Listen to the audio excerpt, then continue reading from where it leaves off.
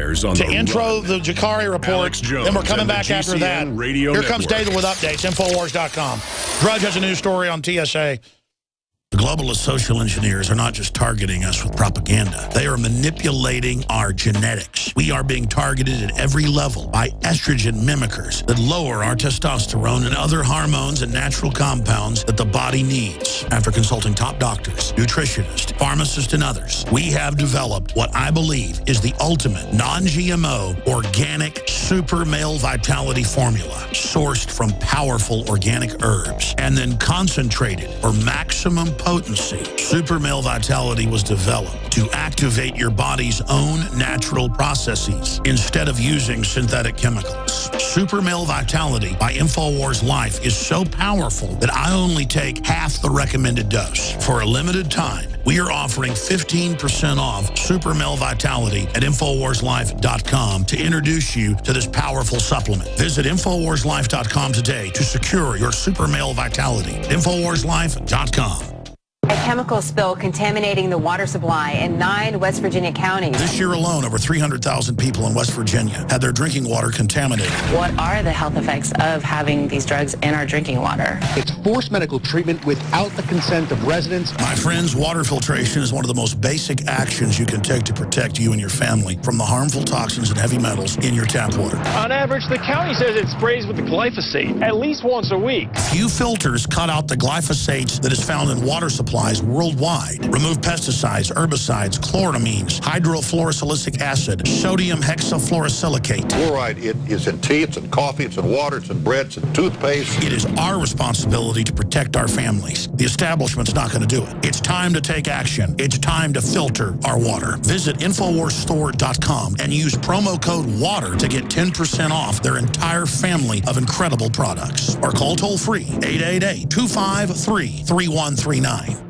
From the water table to our soils to the atmosphere itself, our world is becoming more and more toxic each and every day. But it's not just the air outside that's toxic. Indoor air has been shown to have 2 to 5 times higher concentrations of pollutants than even outdoor air. And most Americans spend 90% of their time inside using toxic chemicals within their homes. There are more than 42 million smokers in the United States. Well over 1,000 types of mold and mildew linked to numerous conditions. And don't forget the fact that 6 million Americans live with pets they're allergic to as well. When I began to research these statistics, it was clear to me it was time to start cleansing my lungs in order to combat the toxic environment that we cannot escape, but that we can fight back against. Made with organic and wild cultivated herbs and manufactured in the USA, the new InfoWars Life Lung Cleanse is here in a convenient spray bottle that can be brought with you throughout any toxic environment. Now available exclusively at InfoWarsLife.com or by calling toll-free 888-253-3139.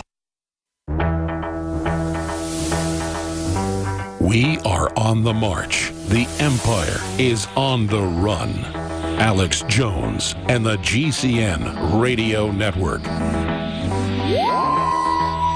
Welcome back to the Alex Jones Show. I'm David Knight, and we've got a special report from Jakari Jackson about the Boston bombing. This is the 1-year anniversary, but I want you to see the kind of police state that is still going on. This is a story that's linked on the Drudge Report, on the right-hand side of the Drudge Report, a video of TSA agents patting down 2- and 6-year-old children. This is a video. The child appears to say something like, I need to go, and is clearly uncomfortable with the pat-down, as they should be.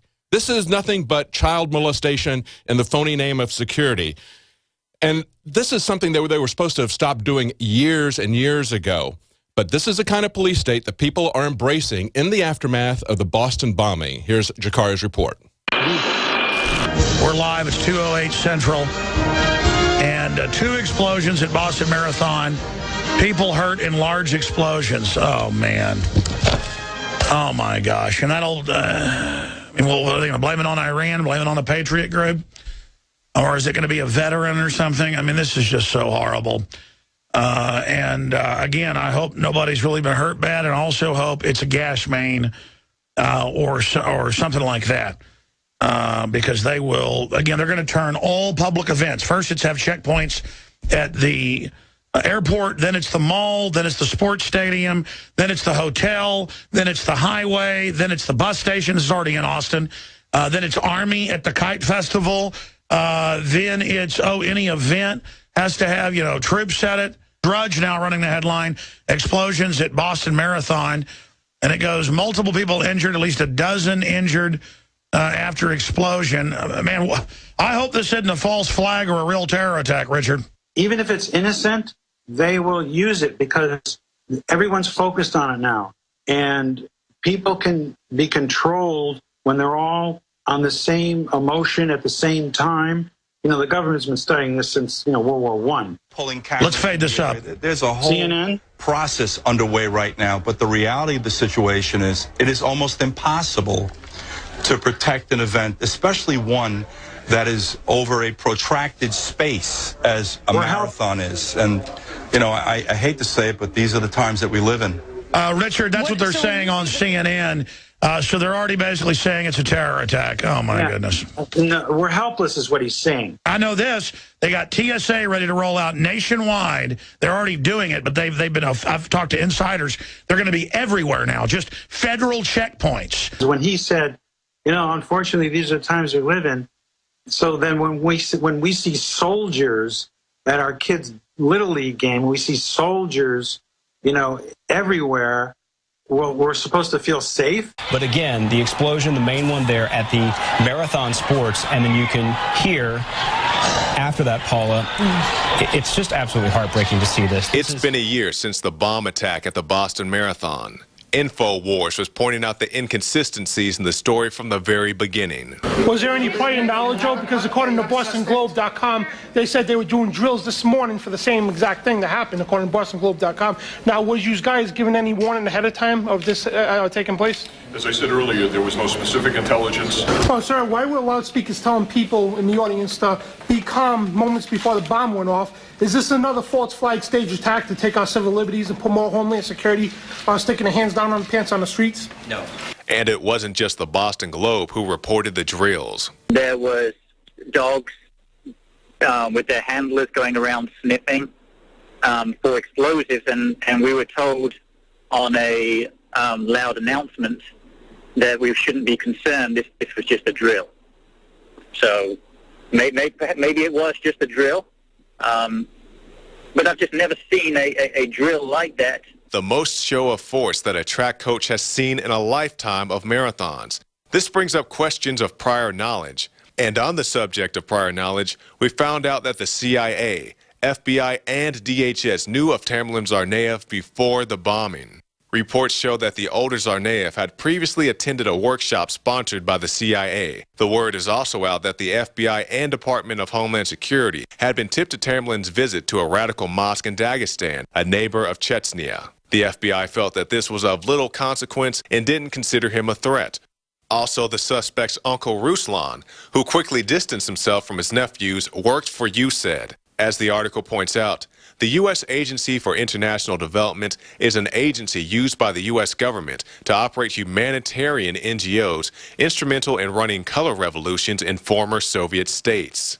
And he just so happened to be the relative of choice for state-run media. I understand that there must be several criminals and other people on U.S. databanks, especially with the DHS putting toddlers on the no-fly list. But if you have a suspect who the Russian government warned you about, attended CIA-backed workshops that the DHS was briefed on, and the FBI interviewed, why does the FBI need public assistance identifying the suspect? Not to mention how the feds reportedly called the Tsarnaev brothers after the bombing and before any other incidents. Somebody out there knows these individuals as friends, neighbors, co-workers, or family members of the suspects. Though it may be difficult, the nation is counting on those with information to come forward and provide it to us. Did you ask any of your co-workers their agent?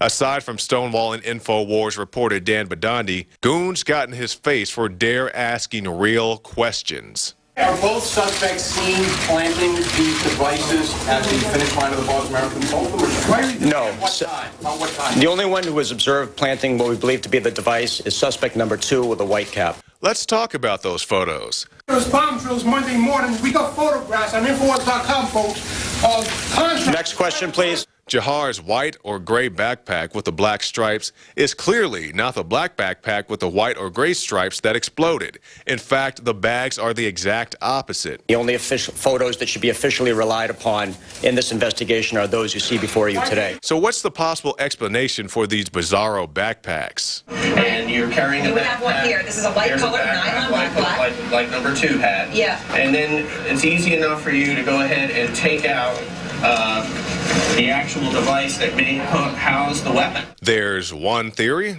Doubt of the official story could easily have been squashed by releasing footage of the bomb being placed, footage that even Governor Deval Patrick hasn't seen. Well, the videotape is not something I've seen. It's been described to me, but it does seem to be pretty clear that this suspect took the backpack off, put it down. And that brings up another piece of questionable footage. Who was the naked man? InfoWars reporter David Knight contacted Moret Tsarnaev, the aunt of the suspects, who identified the stripped man as her nephew Tamerlan. Hello. Hello, is this Moret Tsarnaev? Yes, speaking. Hi, my name is David Knight. I'm with Infowars.com. It's Alex Jones's operation. Have you heard of us? Yes, I've heard of you. Yes. And we would very much like to do an interview with you. Would that be possible? Since I have seen the material that you presented for the public before about these bombings, even before the names of our boys were put out there, I was following you, from the very beginning. Okay. I don't know. I have trust in that information. I have trust in you, and I would like to have my word said. Good. Especially in the part when the guy that was taken into custody by police, then given over to FBI.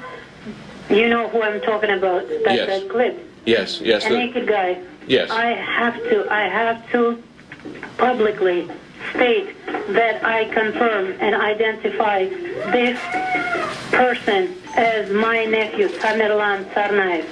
Moret's revelation has been widely ignored by the media. The outlets that did pick up the naked man's arrest quickly wrote him off as somebody who was not really a suspect in the first place. Before we go any further, let's talk about what the brothers allegedly did after the bombing, aside from reportedly talking to the FBI, as we mentioned earlier. The story goes that the two had a seemingly normal life. Jahar went back to school, but after being named suspects, the brothers went on the run and allegedly killed an MIT officer to get his gun, thus the story goes. To date, there is no DNA evidence or public photographic evidence that the brothers actually killed the officer in his patrol car. And just like with the placing of the bomb, the authorities want you to believe in footage that they refuse to show you. So where did this story come from? It's a theory that the brothers wanted a gun and targeted someone who would have one. But whoever killed Officer Collier didn't bother to take his weapon. Now let me be very clear, this is in no way to tarnish the image of the slain officer. All due respect to him and his family. I'm simply pointing out how hearsay surrounding his death is now considered gospel. But what about the carjacking victim? Didn't the brothers confess to him? Well, there are conflicting narratives concerning that too. Briefly, the carjacking victim known as Danny reported a movie-like escape from the Tsarnaev brothers. But before he got away, Danny says Tamerlan confessed to killing the MIT officer as well as a role in the bombing. Contrast that with an earlier interview where Danny says Tamerlan mentioned the bombing but said nothing of the MIT shooting. Draw your own conclusion there. Oh, and the 7-Eleven robbery that took place, that wasn't the Tsarnaev brothers. When the government and the shadow government has been gearing up to roll out and be our savior, and they stand to gain from it, it's obvious. I mean, whoever the suspect is, the government will appropriate it and create a narrative. And 90% of it probably, I'm just guessing, will be a fabrication to shape our thought of police and military and safety, and they're licking their chops. They're now saying, were there right-wing or patriot meetings in the area? Uh-oh. Oh, man. And that's CNN doing that? Oh. Wolf Blitzer, we are in trouble. Oh, man. I bet they even dragged me into it with my 1776 line.